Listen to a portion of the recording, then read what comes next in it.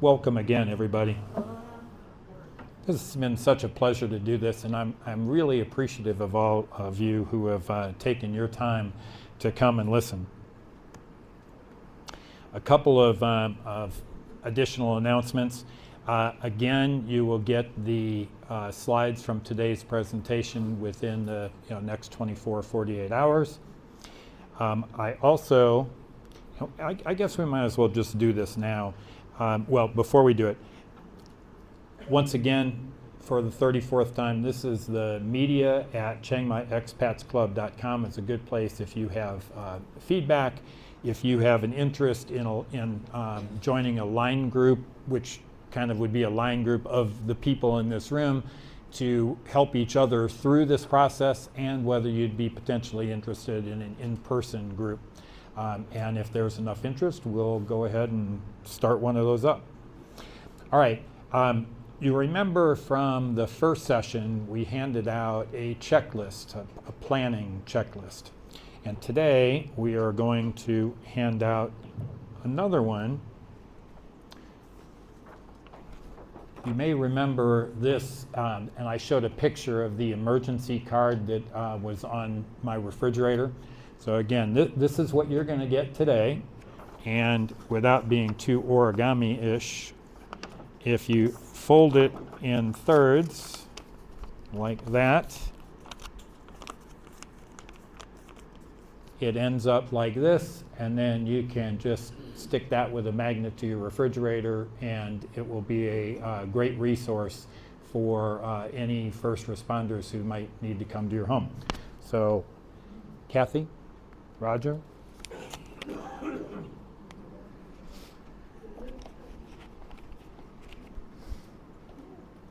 Here are these. Thank you both.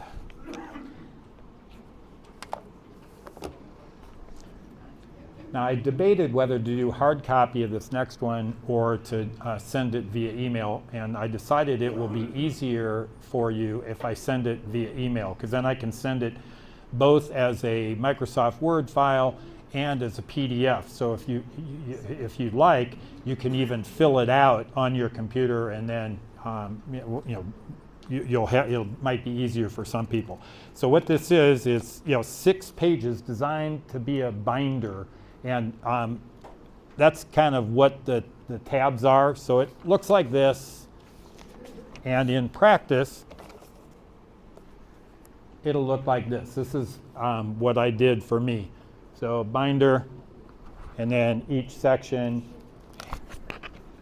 All right, so you'll all have access to this file, and then you can complete it at your leisure. So that will be sent out along with the handouts in an email.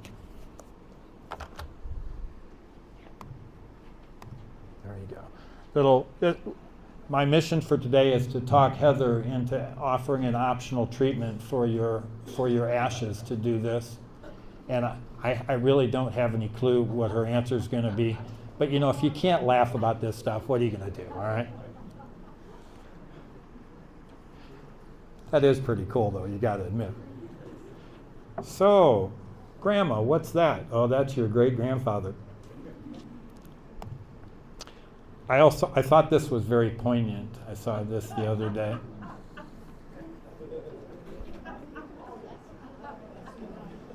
That's pretty good, isn't it? Okay. So now that the levity's over, we'll get to the actual meat and the good stuff here. So I'm going to call Heather Smith back up here. This, I think you're going to be literally stunned at all the great information you're going to get today that you didn't even think you would need. So with that, let's bring Heather up, and we're going to implore her to speak into the microphone, and there you go.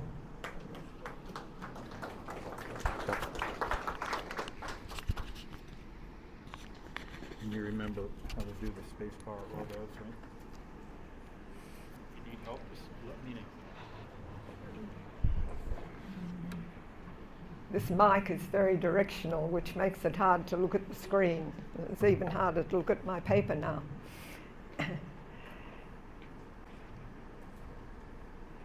What are the procedures to follow if you are going to die.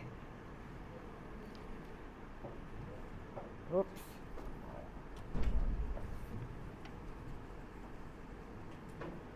It's not going.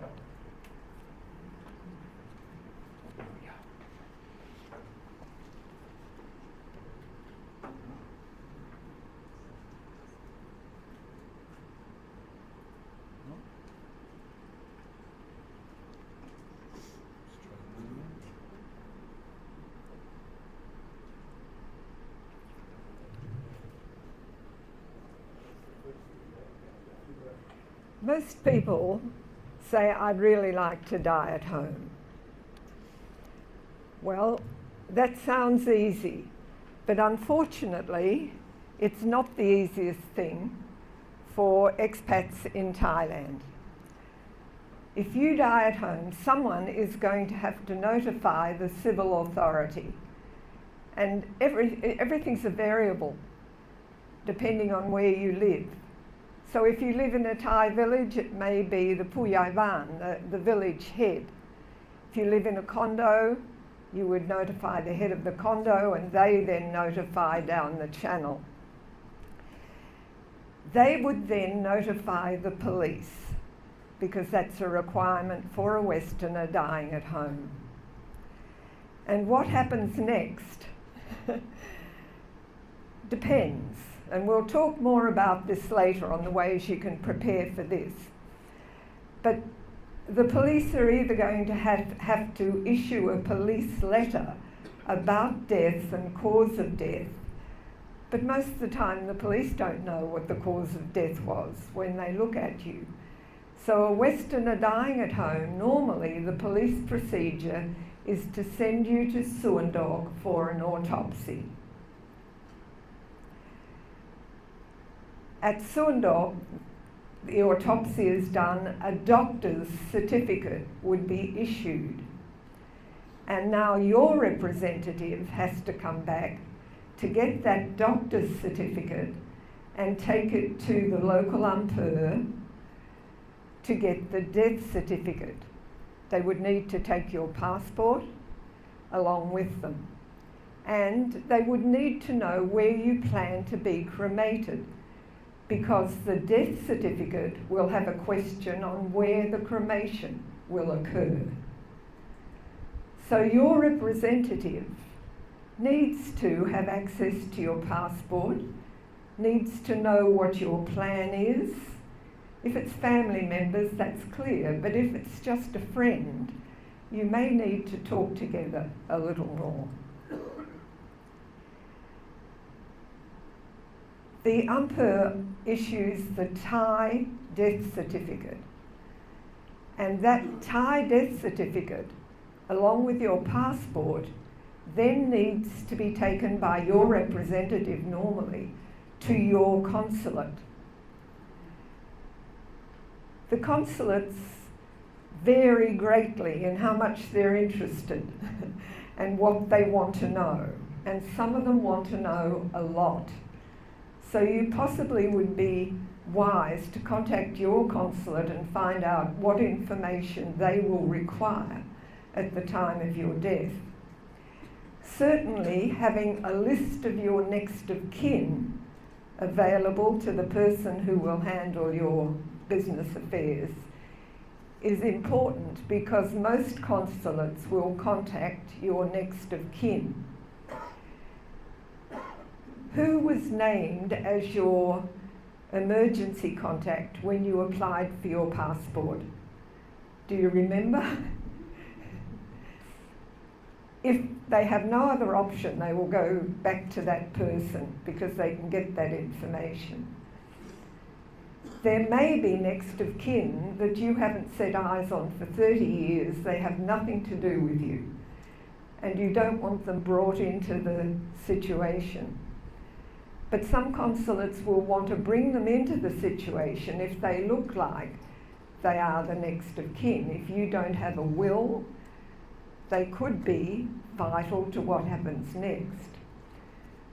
So again, if your will is available and the consulate wants a lot of detail, the American consulate will ask, have you prepared a will? It's one of the questions they do ask. So there's a lot that goes on at that point, and the consulate usually needs to issue a letter of release so that someone can collect the body and move towards funeral or cremation.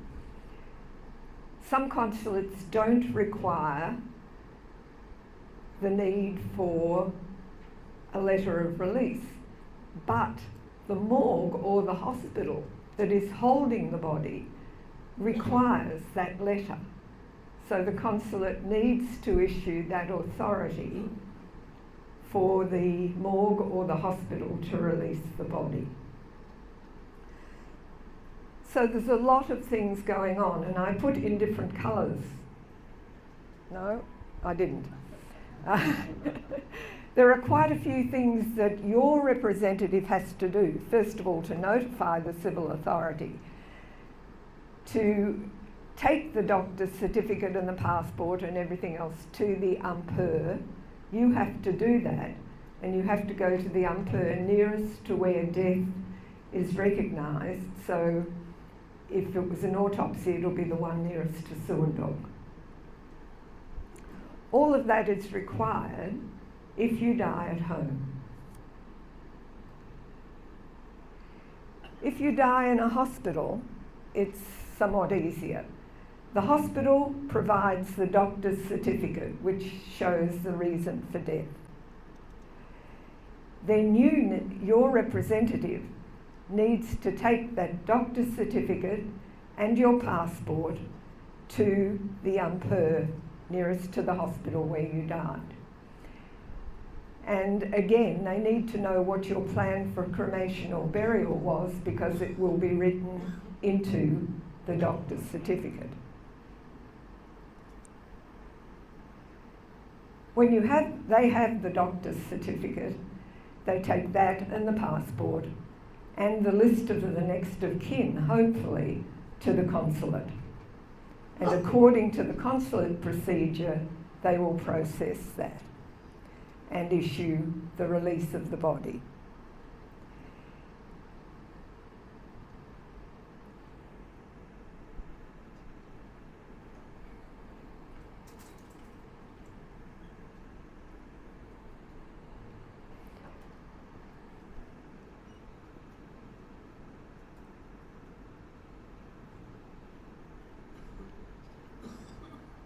All right, I've got a different list. Can you prepare better for all of this? If the people around you know what your medical condition is, everyone sort of knows he's a man with a heart condition, he's 87, there's no suspicious circumstances here. The police may be more likely to release your body. Especially if you have a letter from your doctor specifying what your conditions are, then it's pretty clear why you've died. Having your medical papers close at hand so that your relatives or friends can access them to when they're talking about why this person died is very helpful for them. Do you have life insurance? Have those papers handy too. But this may create a problem if the police see that there's a lot of life insurance involved, or see that you own a lot of property. They may be concerned about an easy release and be more likely to send you for an autopsy, because then it's a medical statement of why you died. There's no suspicion of any foul play.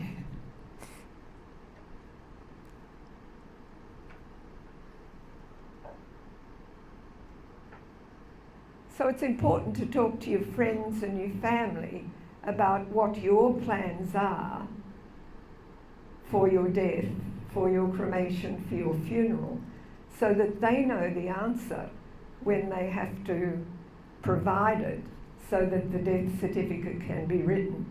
If the person goes to get a death certificate and they've got the doctor's certificate and the passport, but they can't say where the cremation will be, they may need to go back later to have that added to the death certificate at the Ampur. Some cremation places require it, some don't. So knowing everything in advance is a tremendous help.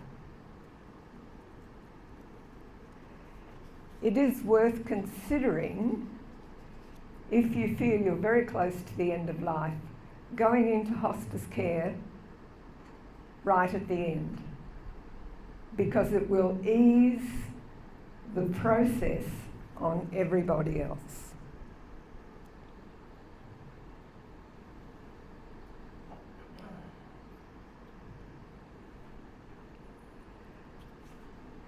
Now, the consulate role, as I said, it varies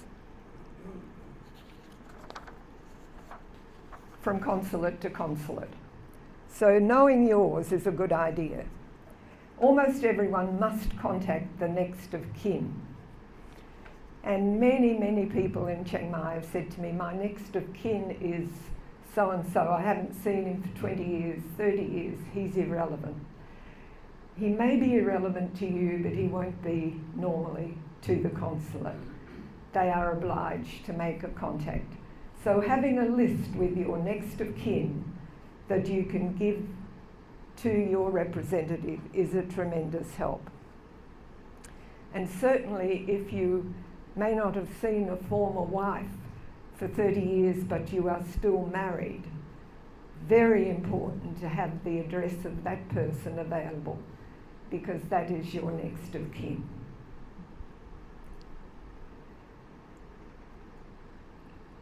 And your representative needs to know if you have a will, and perhaps even have a copy, sealed but available.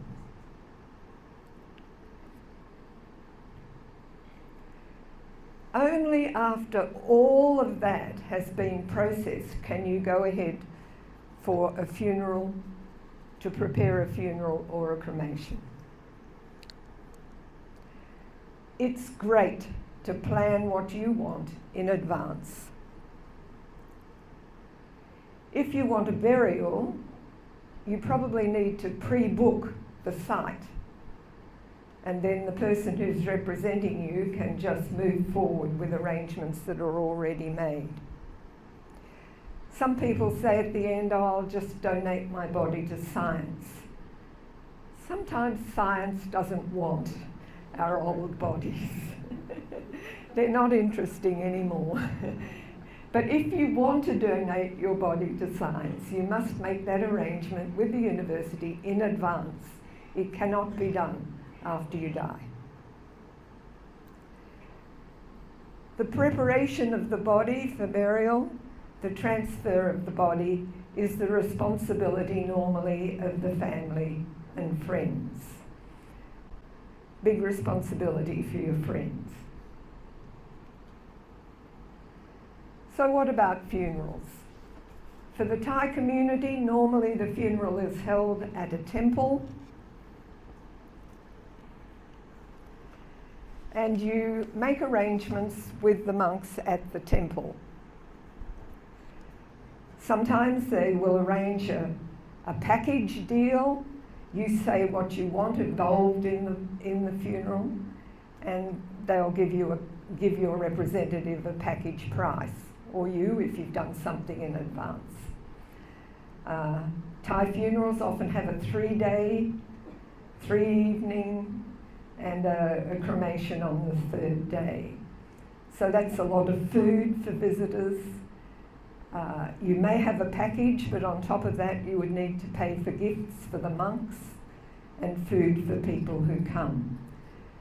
Sometimes you can arrange a very simple, just straight cremation at a temple. Some Westerners have been a little bit put off by the in-your-face nature of a simple cremation in a village temple.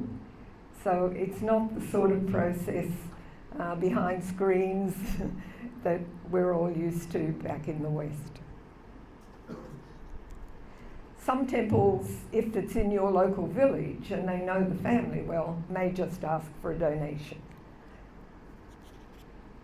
Can you have a funeral in a church? Well, church members normally look after church members, pastors do that too. Some churches don't allow the church to be used for non-member funerals. They don't help provide that service, and some will. So a lot depends on your relationship in a community. Are there funeral homes and companies the way we are familiar with the services overseas? Not normally.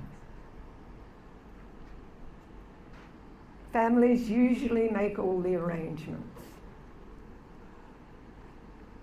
Hospitals also have staff who will help prepare a body, and hospitals usually have a refrigeration unit that can be used for a certain amount of time. But a funeral home is not a common service as in the West. The one and only one I happen to know of happens to be the one we have at McCain. And I'll just show you what's involved so you see some of the steps that are needed for the death of someone here. It's quite a lot of steps. And as a funeral home, we would be responsible for these steps. And in fact, if you died with us, we also do the death certificate.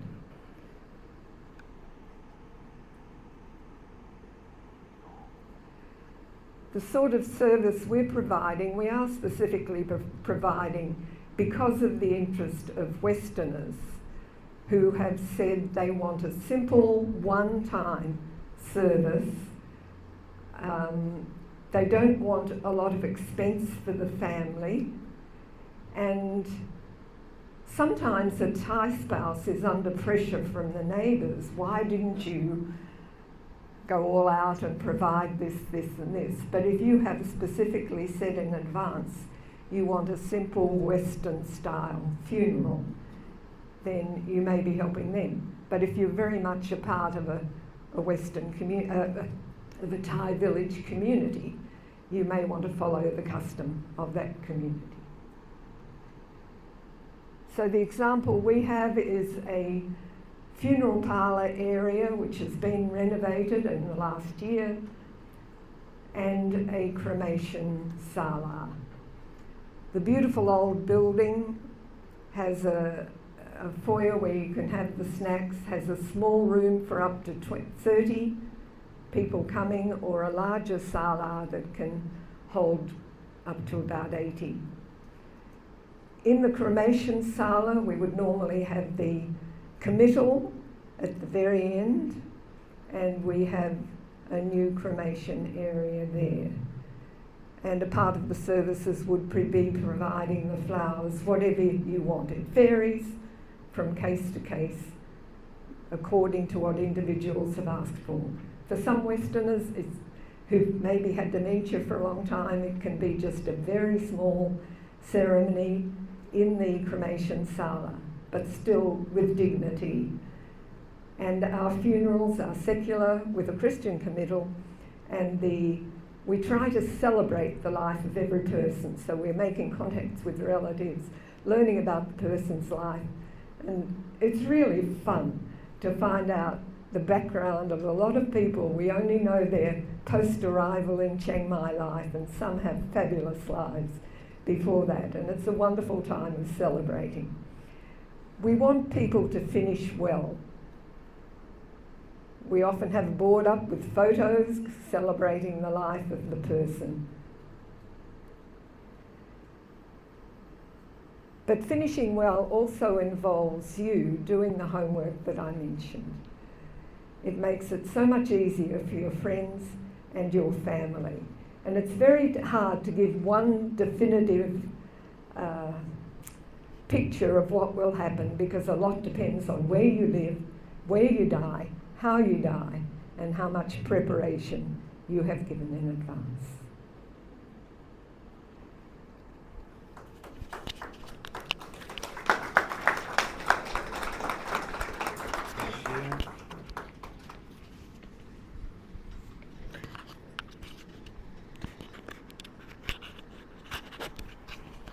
Thank you so much, Heather.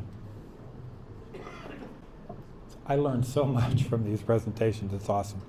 All right, so some more of the just kind of nuts and bolts stuff. So according to Thai law, your lease expires when you do. And that may or may not be a problem. During the course of putting all this together, I heard horror stories of landlords that swooped in and kind of took everything, which they shouldn't do. But theoretically, when you pass, your lease terminates. So how do you deal with it? Well, one of the attendees here explained to me after a consultation with an attorney that she would just add more people to the lease so that her death would not trigger the termination of the lease. In talking to Joe told me, well, yeah, that'll work, but then you've got a potential problem of the people you've put on the lease. Could they be liable for the remainder of the lease? So if you've got another 9 months to go, does that mean they're liable for that? And the answer is, probably not, because we can, the leases here, typically you can move whenever you like. You just forfeit the month or 2 month security deposit. What Joe recommended that would also work is, and he will provide the language for this, but to insert a paragraph in your next lease that effectively says, should you die, that you have so many days or weeks for your beneficiaries or executor to clear everything out and make all the repairs to the leasehold, etc. So those are a couple of things you can consider doing. Bank accounts. So again, we got to be a little careful here, but the bank account, your bank account will be frozen as soon as the bank finds out that you have passed. Even joint accounts. So I have encountered several people who say, oh, not to worry because I have a joint account. Still, it will be frozen once the bank knows you've passed. The next one. Accounts are not frozen until the bank finds out that you've passed. Now, you all are smart people, so use those two things to figure out what you need to do. Vehicles. You will need a court order after you have died to well, you won't. The new owner is going to need to go to court to transfer ownership of a vehicle into their name. And again, this was a helpful tip from Joe that if you have the luxury of doing so, you may want to, if you know that your car is going to Joe, you can transfer ownership to Joe before you pass, which is a much easier proposition. So again, your choice. We kind of don't think about this, but we all now have technology to some extent. Almost all of us will have a computer. We'll have our phones. We might have an iPad or whatever we've got, and we have an awful lot of very valuable and useful information on those devices. So the one trick here is to just make sure that you're aware of what information you have on those devices that other people are going to need. And that can be anywhere from banking apps to your social media apps, shopping apps. There's lots of stuff you have on your phone, and some of it would be very helpful for people to legitimately have after you've passed. And assuming that, you're going to want to make sure that they have access. So again, in your own way, you need to determine how your executor, for example, would get access to the password to your phone, to in turn get access to bank accounts, investment accounts, etc. So again, it's something you're going to need to consider. It turns out, and I did not include this here because I didn't have specific permission to do it, but I think I will be able to get it. Elsewhere within the expat community, there are people that have put together some resources about this. So for example, it is possible that you can switch, for example, your Facebook page to a in memoriam page, or to inform people of your passing, and then to keep it alive for some period of time after you pass. I will provide details about those things probably in the next email that you get. We all have other accounts and passwords. I won't repeat myself, but the things that people are going to need, especially your executor or the beneficiaries, please make sure that you make it as easy as possible for them by identifying these accounts and the passwords. And as luck would have it, there is space to do that in those forms that you will be getting.